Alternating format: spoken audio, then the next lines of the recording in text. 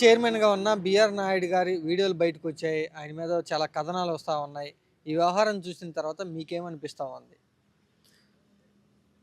రాష్ట్రంలో ఆ రోజు వైఎస్ జగన్మోహన్ రెడ్డి గారు అధికారంలో ఉన్నప్పుడు శ్రీవారి నిత్య పూజారిలాగా వ్యవహరించే వైవి సుబ్బారెడ్డి గారికి, అదేవిధంగా ఆయన నామస్మరణం చేయింది ఇంట్లోంచి బయటికి రానిటువంటి తిరుపతి అప్పటి ఎమ్మెల్యే భూమన కరుణాకర్ రెడ్డి గారికి చైర్మన్ పదవులు ఇవ్వటం జరిగింది.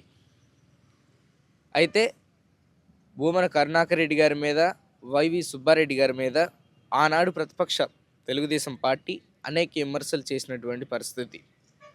ఈరోజు మరి ఆ వీడియోలు అనేది, ఆ ఫోటోలు అనేది బిఆర్ నాయుడు గారి గౌరవ టీటీడీ చైర్మన్ గారు ఆయన.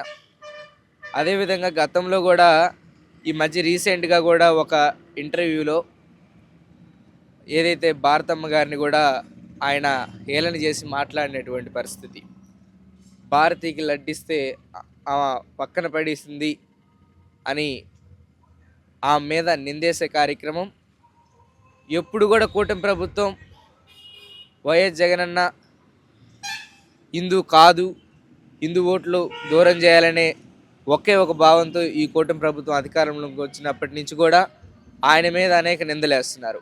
జగన్మోహన్ రెడ్డి గారు అధికారంలో ఉన్నప్పుడే చాలా గుళ్ళు కూడా ఆయన ఏదైతే తెలుగుదేశం పార్టీ 2014 హయాంలో ఏదైతే రోడ్డు కట్టడం వచ్చినాయనో, లేకపోతే కావాలని పడగొట్టిన గుళ్ళు కూడా విజయవాడలో సీతమ్మ వారి పాదాలు కానివ్వండి, ఇంకోటి కానివ్వండి, చాలా గుళ్ళు ఆయన కట్టించినటువంటి పరిస్థితి. అదేవిధంగా ఆయన కాన్స్టిట్యున్సీకి సంబంధించి ఏదైతే వేంపల్లి దగ్గర గండి క్షేత్రానికి సంబంధించి కూడా ఆయన హయాంలోనే శంకుస్థాపన చేసి ఆయన హయాంలోనే దాదాపుగా 80% పనులు పూర్తయినటువంటి పరిస్థితి.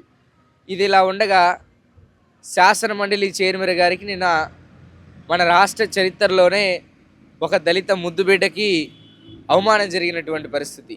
దళితులు అనగానే అందరూ క్రైస్తవ మతంలో ఉండాలని రూల్ ఏం లేదు కదా. అసలు మన దేశం హిందూ సాంప్రదాయాలకు, సంస్కృతికి ఒక నిలువెత్తు నిదర్శనం మన భారతదేశం. హిందూ మాదిగలు ఉంటారు, హిందూ మాలలు ఉంటారు, క్రైస్టియన్ మాదిగలు ఉంటారు, క్రైస్టియన్ మాలలు ఉంటారు. ఆయన ఎస్సీ అనే ఒకే ఒక భావనతో ఆయన క్రైస్తవ మతం అని గౌరవ వ్యవసాయ శాఖ మంత్రి అచ్చెన్నాయుడు గారు ఎలా మాట్లాడతారు? హిందువులు ఇప్పుడు కూడా ఎస్సీలో హిందువులు పూజ చేసే వాళ్ళు ఉన్నారు, అలాగనే క్రైస్తవులకు పూజ చేసే వాళ్ళు ఉన్నారు.